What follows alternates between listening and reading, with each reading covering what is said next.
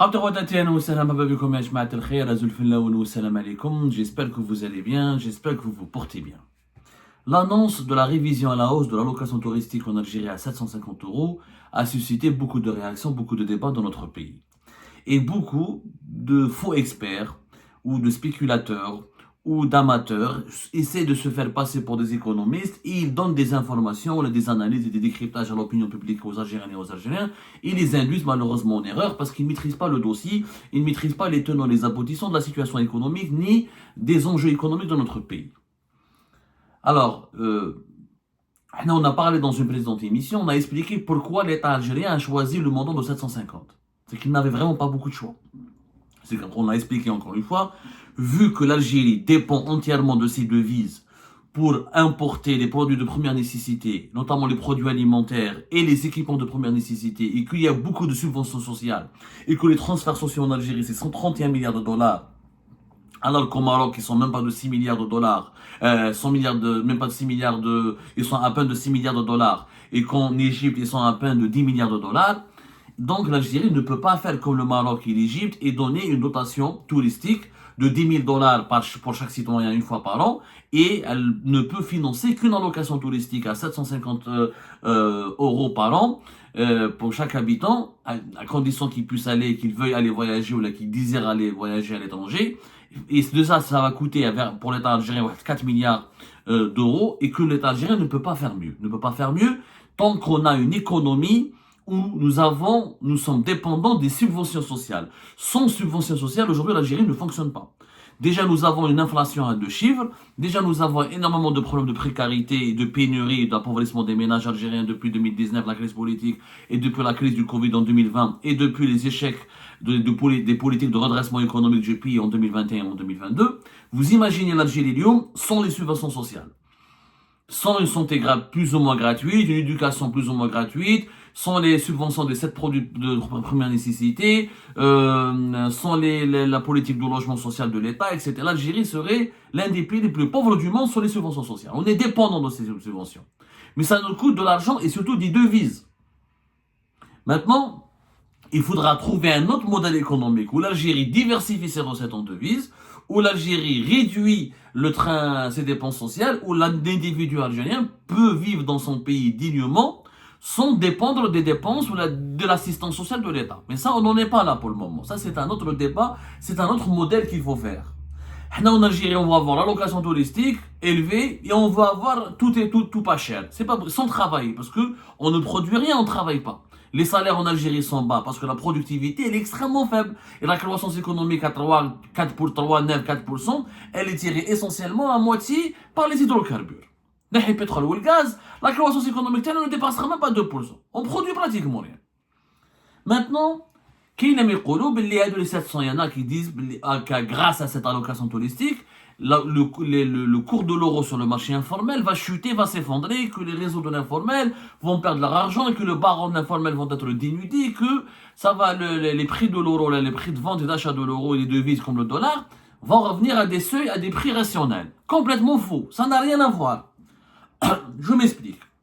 Les 750 euros, il faut les acheter au niveau de la banque, avec le cours officiel, avec le taux de change officiel. On a déjà démontré, le coût de change officiel, c'est 1 dinar. Alors, 1 euro, c'est 141 dinars. 750 euros, ça sera l'équivalent de plus de 100 000 dinars. 10 millions. Donc, les Algériens et les Algériens auront le droit à 750 euros pour chacun d'entre eux une fois par an, quand ils voudront aller voyager à l'étranger, mais ils doivent aller vers les banques et ramener l'équivalent de 10 000, 100 000, 58 000 dinars pour acheter 750 euros. Ça, c'est un euro qu'on va acheter au niveau des banques. Encore une fois, des banques. Maintenant, la question, est-ce que cela va provoquer une baisse des prix de l'euro sur le marché informel? Parce que dans le marché informel, la véritable valeur de l'euro, elle est de 1 euro pour 260 dinars en ce moment. À la vente et 258 à l'achat. On va dire qu'aujourd'hui, il est entre 260 à 270. Et encore, pour les grosses sommes, Les Algériens qui veulent acheter plus de 10 000, 20 000, 30 000 euros, alors ils hasbouhom jusqu'à 260, même pas de 270, même pas 260. C'est-à-dire que pour les grosses sommes, il faudra dépenser, il faudra compter ou la calculer sur une valeur de l'euro qui est plus chère. Pourquoi? Et c'est là où le cours de l'euro en Algérie et du dollar, mais notamment de l'euro, parce que nous sommes ultra dépendants de l'Union européenne dans nos échanges humains. Les pays de l'Union européenne, c'est les pays qui abritent la communauté algérienne la plus importante à l'étranger. L'Union européenne, c'est presque 60% de nos exportations et c'est plus de 50% de nos importations. C'est notre premier partenaire commercial de l'Union européenne. Et les relations humaines, les voyages, l'Espagne, l'Italie, la France, c'est les pays vers lesquels les Algériens vont le plus. Donc, l'euro ne va pas chuter. Parce que je l'ai expliqué, le cours de l'euro, il est déconnecté de la réalité économique du pays. Il est en relation avec la réalité économique et financière des Algériens les plus riches. Ce sont les Algériens les plus riches qui achètent beaucoup d'euros. Pourquoi? Parce qu'il n'y a plus de confiance, ils ne font plus confiance à la politique économique de l'actuel régime.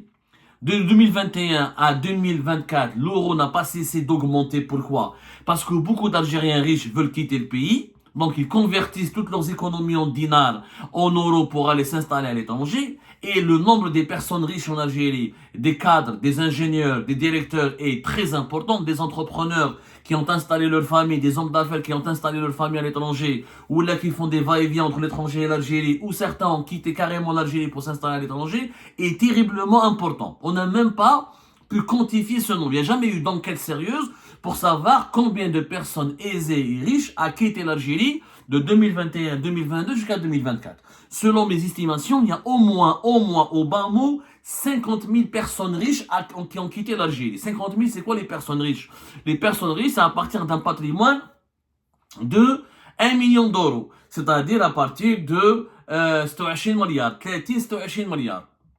Les ont des actifs, des villas, des biens immobiliers, des petites entreprises, des petites usines, des terrains. Beaucoup ont commencé à vendre parce qu'ils ont vu que la situation politique du pays s'est dégradée de 2019 à 2024, que la répression, les emprisonnements, les dérives de la politique, de la lutte contre la corruption, les dérives des détentions arbitraires, les commerçants les agriculteurs les entrepreneurs, les redressements fiscaux, tout le monde est contrôlé, tout le monde est surveillé. La dictature qui s'est installée dans le pays et ses dérives et son impact préjudiciable sur les acteurs économiques a poussé au moins, selon mes estimations, peut-être c'est même plus, et je parle des gens qui ont des patrimoines à partir de 1 million d'euros.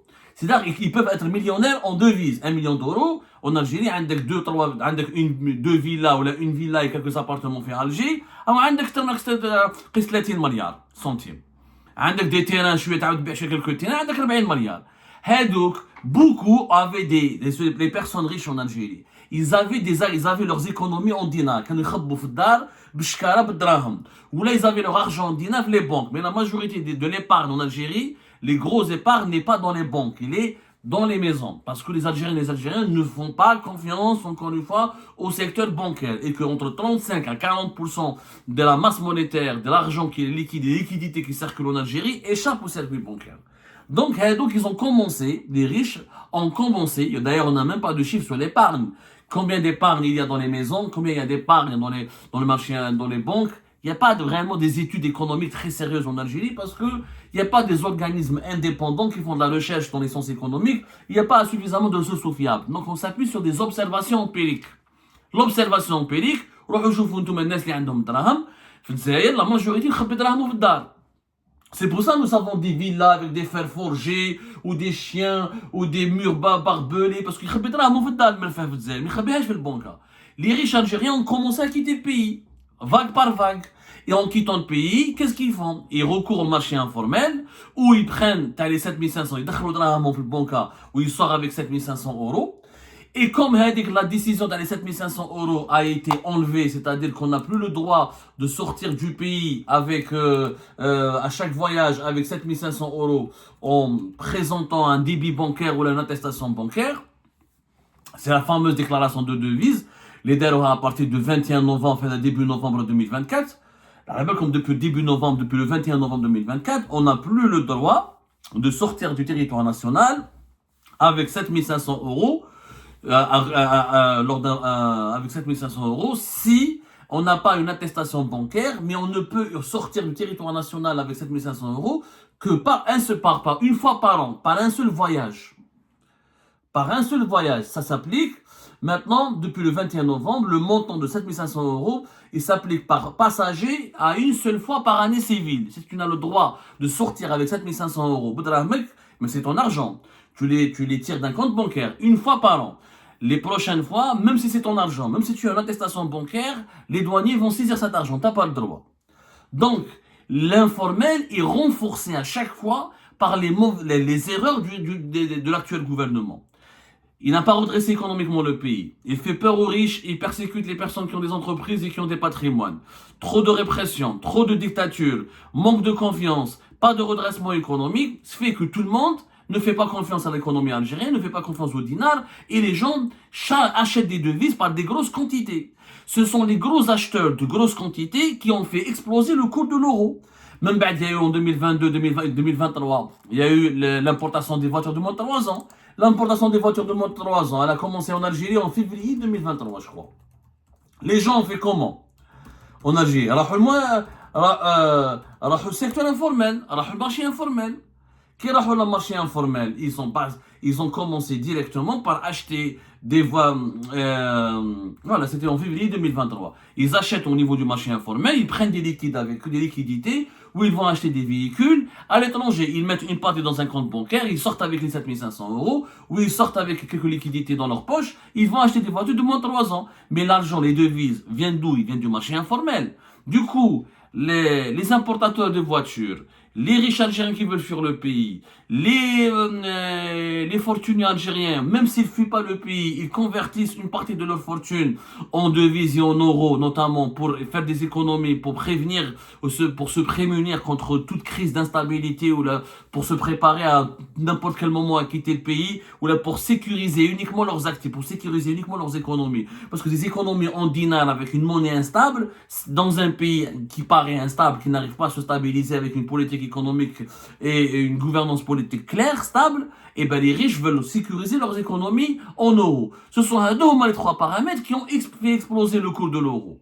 Donc, les 700 euros par an, une fois par an pour les voyageurs, ce sont les voyageurs qui vont partir à l'étranger. Bien sûr, ça va profiter les Zwaoula. Ce n'est pas Zwaoula qui achète les 10 000, 15 000, 20 000, 30 000 euros sur le marché informel. Zwaoula, même qui a le marché informel, il achète 1000 euros. S'il achète 1000 euros, il n'a pas de moyens. Les pauvres Algériens, les voyages, la majorité des 2 millions d'Algériens qui partent en Tunisie sont pas riches. Les riches, les Algériens qui ont de l'argent, ils font des visas, ils partent en Turquie, ils partent en Maldives, ils partent à Dubaï, ils partent en Europe, ils font des visas Schengen pour aller en France, en Espagne. Ils passent pas des vacances. La Tunisie, c'est la destination de l'Algérien des pauvres. C'est les vacances, c'est les touristes algériens pauvres qui partent en Tunisie. C'est pas les Algériens aisés ou les riches. Donc les Algériens pauvres, 1000 euros qui fait le marché informel. Ils n'achètent pas beaucoup. Donc Lyon, effectivement, au lieu d'acheter l'informel, il va acheter au niveau des banques. Mais les personnes qui voyagent souvent, régulièrement, qui ont des parents à l'étranger, qui ont installé leurs enfants et leurs familles à l'étranger, ou là qui partent pour se soigner, ou là qui partent pour travailler, ou là pour faire des affaires, donc ils ont besoin d'acheter de l'euro régulièrement. Donc les 750 euros une fois par an dans la nouvelle allocation touristique ne va jamais leur suffire. Donc la demande sur l'informel va continuer d'augmenter. Et pourquoi elle va continuer d'augmenter? Parce que c'est le règlement du 21 novembre 2024 qui cause problème. Le fait qu'on a enlevé, lequel on a augmenté l'allocation touristique. Et parallèlement, on n'a pas supprimé le droit de sortir du territoire national avec 7500 euros à chaque voyage à l'étranger.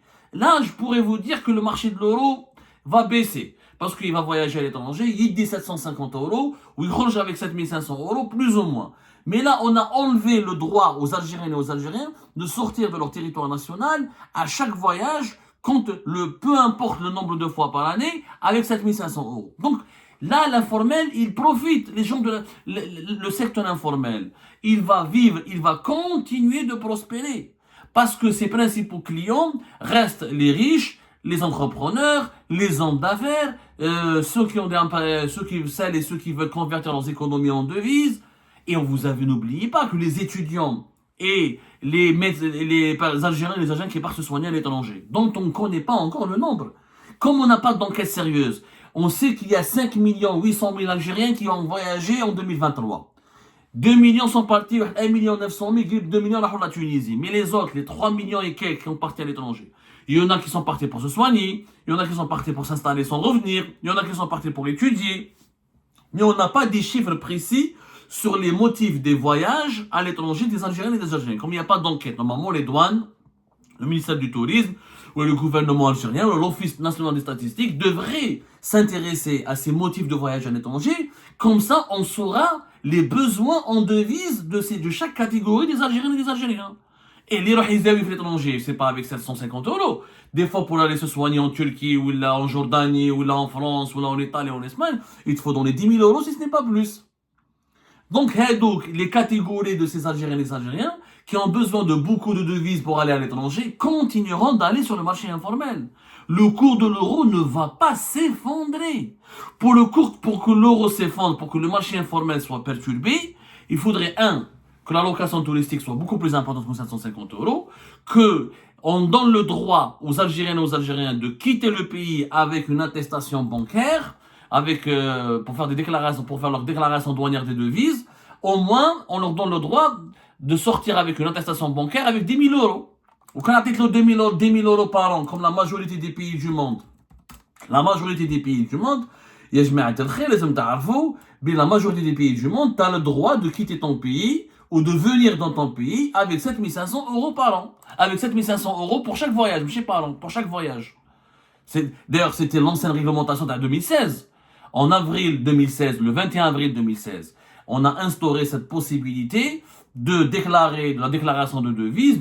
On a instauré cette possibilité que les Algériens et les Algériens étaient autorisés à exporter un minimum là en espèces, l'équivalent de 7 500 euros sous réserve de présentation d'un avis, d'un titre banque, d'un avis de débit bancaire, d'une attestation bancaire. Donc, le Kental'uha jusqu'à 10 000 euros. Là, les Algériens vont mettre de l'euro dans les banques. Ils vont acheter qu'une seule fois. Ou à chaque fois qu'ils sortiraient de leur pays, ils pourraient prendre 10 000 euros. Et donc, ils vont acheter d'un coup. Et à un moment donné, l'euro sera cher. Ensuite, il va baisser un peu. Il va continuer de baisser parce qu'il n'y aura pas autant de motifs pour acheter de l'euro, puisqu'on pourra sortir à chaque voyage avec 10 000 euros. Plus la location touristique de 750 euros, elle va rééquilibrer le marché. Mais là, le marché ne sera pas rééquilibré. Le marché informel du cours de devises, des devises, le marché parallèle des devises ne sera pas touché. Au contraire, plus il n'y a pas de confiance en l'économie algérienne, plus il n'y a pas de redressement de l'économie nationale, plus le dinar sera faible et indésirable et bénéficiera et sera, tant qu'il est victime d'une mauvaise image et que c'est pas un placement sûr, c'est pas un placement financier sûr ni sécurisant, et ben les gens qui ont de l'argent continueront d'acheter de l'euro. Aujourd'hui, on a comme une information, tellement il y a de demandes sur l'euro que des gros vendeurs de l'euro ne vendent pas. Ils montent, ils disent exprès, ah, on n'a pas d'argent. Parce qu'ils veulent provoquer, ils sont en train de faire de la spéculation. Ils refusent de vendre de l'euro pour justement pousser, alimenter encore la mécanique de l'inflation du cours de l'euro. Ils veulent que l'euro atteigne 1 euro pour 270 dinars, 280 dinars, jusqu'à même 300 dinars. À ce moment-là, dès que l'euro est au prix le plus élevé, c'est là où ils vont lâcher leur liquidité, ils les injectent dans le marché informel. C'est un calcul qu'ils font machiavélique, mais ils en profitent de cette situation. C'est simple. Pour que le prix de l'euro baisse, il faut que le marché informel soit contrôlé, ou là, prenne une ampleur beaucoup moins alarmante que celle d'aujourd'hui, ou là, il soit... je dirais pas supprimer, on ne pourra pas supprimer le marché informel, mais que son influence ou son emprise soit réduite. Et pour cela, il faut qu'il y ait des banques algériennes avec des réglementations et des règles de change, de transfert des devises et d'utilisation des devises qui soient beaucoup plus fluides, beaucoup plus souples. Peut-être tu me fais un règlement, tu me dis, tu ne peux pas sortir du pays qu'une seule fois par an avec 7 500 euros. Et tu me donnes le droit qu'à 750 euros, alors que les Tunisiens, ils ont le droit à 1800. Les Marocains, 10 000 euros par an. Les Égyptiens, 10 000 euros par an. Les Libyens, presque 10 000 euros par an. Et les Mauritaniens, 7 000 euros et quelques par an. On n'a dit que 750 euros. Je suis obligé d'aller vers l'informel. Et celui qui va étudier, et celui qui va aller se soigner, et celui qui va rester un mois parce qu'il doit faire pour négocier un camp, pour trouver un travail ou pour faire du business. Et les 750 euros ne vont jamais lui suffire. Les départs à l'étranger ne sont pas motivés que par les vacances. La loi, les experts qui ont été consultés par le gouvernement, qui ont permis à Abdelmajid Tebboune et à son gouvernement d'établir un nouveau, de décider hier, le 8 décembre 2024, d'un nouveau montant d'allocation touristique. Ils se sont basés sur des calculs qui concernent les vacanciers algériens. Mais les départs à l'étranger ne sont pas tous réduits à des vacances. Il y a beaucoup d'Algériens et d'Algériens qui partent à l'étranger pour chercher du travail, pour immigrer, pour s'installer, pour voir de la famille, non pas pour passer des vacances. C'est une minorité des Algériens et des Algériens qui partent en vacances. Et tout le monde ne part pas en Tunisie. Donc tout le monde n'a pas besoin de s'adapter au prix de la Tunisie. Les vacances en Turquie, c'est pas comme en Tunisie. Les vacances à Dubaï, c'est pas comme en Tunisie. Les vacances en France ou là en Europe, sont pas comme en Tunisie. Les vacances au Canada, c'est pas comme en Tunisie. Donc il y aura toujours un besoin important d'euros et de devises, que ce soit l'euro ou le dollar. Parce que nous avons une monnaie faible, qui n'est pas convertible, une économie faible, qui ne produit rien, et une configuration politique où le riche, il est suspecté d'être corrompu, il est suspecté d'être un voleur. Donc il y a beaucoup de répression fiscale et juridique et sécuritaire contre les personnes qui créent de l'argent et qui possèdent de l'argent, et l'informel va toujours prospérer et le cours de l'euro sera toujours élevé dans notre pays. Il n'y a pas d'effet mécanique. Vous allez voir dans les prochains jours. Rappelez-vous, au départ, quand il y a eu la décision du 21 novembre 2024 de limiter l'utilisation du seuil des 7500 euros à une fois par an pour chaque Algérien qui voyage à l'étranger, on a dit la même chose. Donc l'euro va chuter, etc. Jusqu'au 9 décembre 2024, l'euro là. Son cours a encore augmenté sur le marché parallèle. Ils ont bloqué l'importation des voitures, ils ont bloqué les immatriculations des voitures de moins de 3 ans et l'euro n'a pas chuté. Et vous allez voir que même avec cette décision d'augmenter les allocations touristiques, l'allocation touristique à 750 euros, l'euro ne va pas chuter. Parce qu'on ne traite pas on ne traite pas un problème pour qu'il soit résolu, il faut traiter ses véritables causes. On ne traite pas ces causes, on est en train de traiter les effets. Les causes et les effets, c'est deux choses différentes. Les causes, c'est le manque de confiance dans l'économie nationale, la volonté des riches algériens de fuir le pays et de convertir leurs économies en devises parce qu'ils ne font plus confiance dans la politique actuelle du pays et qu'ils ne se sentent plus en confiance chez eux. Et le départ massif de pas mal de membres de la classe moyenne et des riches algériens qui veulent aller s'installer à l'étranger. Et quatrièmement, cinquièmement, la faiblesse du secteur bancaire, l'absence du bureau de change, un secteur bancaire qui n'est pas connecté à la modernité, la faiblesse des moyens de paiement, le fait que l'Algérie n'est pas encore connectée au système financier international, pousse les Algériens qui ont de l'argent, qui veulent faire de l'argent, d'aller vers le marché informel. C'est ça les véritables raisons qui vont continuer, ça les véritables causes qu'on ne veut pas traiter, qu'on n'arrive pas encore à traiter, et qui continueront à provoquer une hausse permanente et de plus en plus importante, je dirais même, une hausse régulière du cours de l'euro sur le marché informel.